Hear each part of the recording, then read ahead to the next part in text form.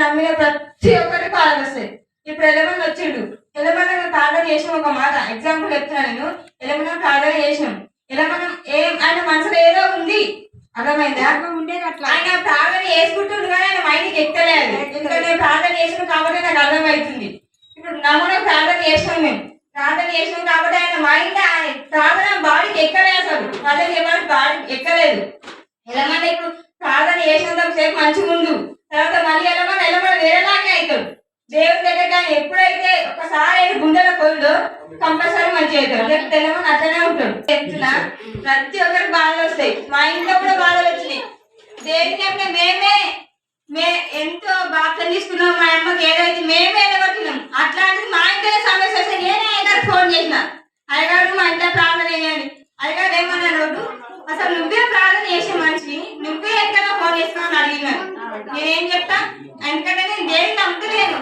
నేను సిటీ వెళ్ళిపోయితే దేవుని మొత్తమే మర్చిపోయినా. నా ముందే చేర్చింది, నేను దేవుని మీకు వెళ్ళినా ఎవరు గుర్తిస్తలే. నేను ఏం చేసినా మాట్లాడాలేమని నేను దేవునిలో కొంటూ పోయినా.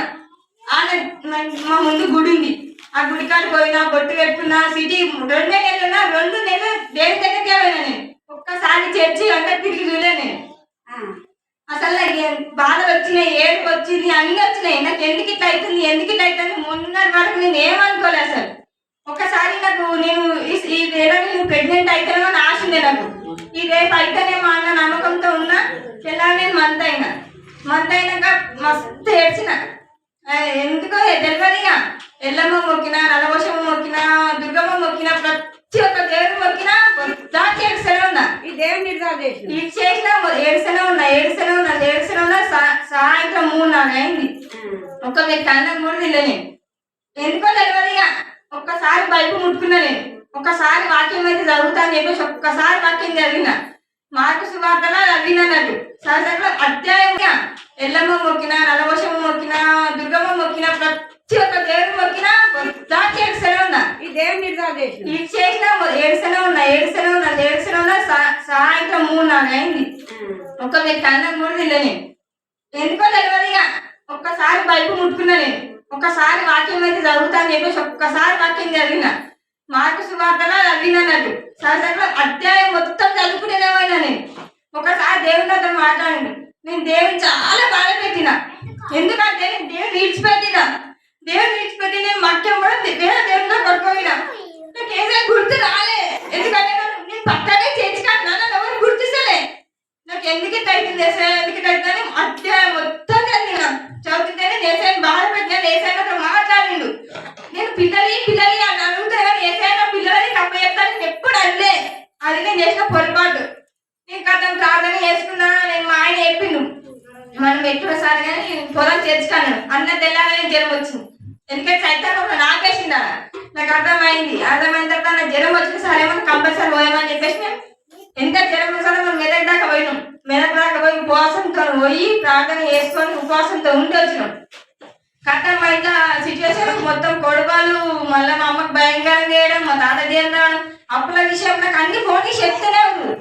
ఎందుకు ఇట్లా అవుతుంది, మా అమ్మ చర్చికి రాలే, మా అన్న చర్చికి రాలే, మా తాత చర్చికి రాలే, మేమే దేవుని బిడ్డలమే దేవుని కట్టుకోకపోతే మళ్ళీ దేవుని కడితే వస్తుంది చెప్పు అనుకొని నా మనసులో చేసిందే తప్పు. మేమే క్షమించాలని చెప్పి నేను మళ్ళీ నేను ప్రార్థన చేసిన.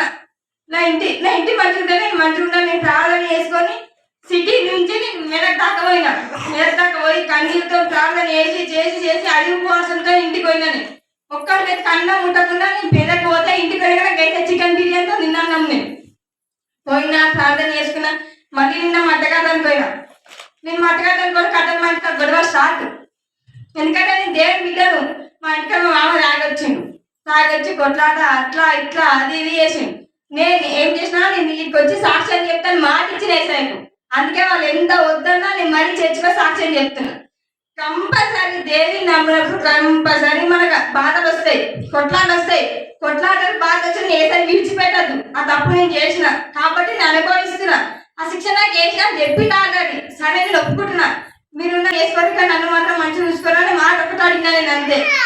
మా ఇంట్లో ఇప్పుడు మా తాతకి జ్వరం వచ్చింది, ఒక మాట మీ అందరికి తెలుసు. మా బాబాయికి జ్వరం వచ్చింది, మా అన్నకి జ్వరం వచ్చింది, మా అమ్మకి జ్వరం వచ్చింది.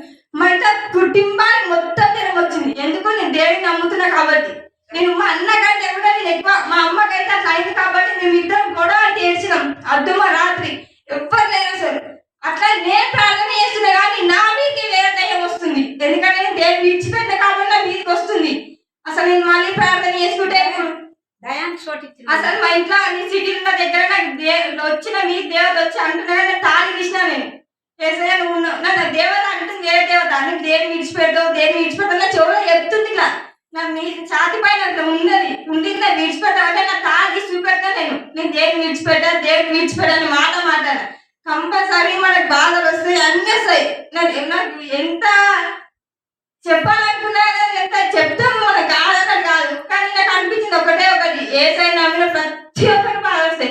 అదేవిధంగా ఇప్పుడు ఎలమన్నా కూడా ఇప్పుడు నేను మొన్న వచ్చినప్పుడు ఆ మనుషులు ఇప్పుడు లేరు. ఇప్పుడు నేను వాళ్ళకి అక్కడ వచ్చిన మనుషులు ఉండకుండొచ్చు కానీ బాధ వచ్చినప్పుడు ఏసైని గుర్తు చేస్తాడు. ఇప్పుడు ఒక్కసారి ఏసై వచ్చి ఏసై విడిచిపెట్టాడు. నువ్వు ఏది పోయినా ఏసై నేను విడిచిపెట్టాడు. కంపల్సరీ విడిచిపెట్టాడు.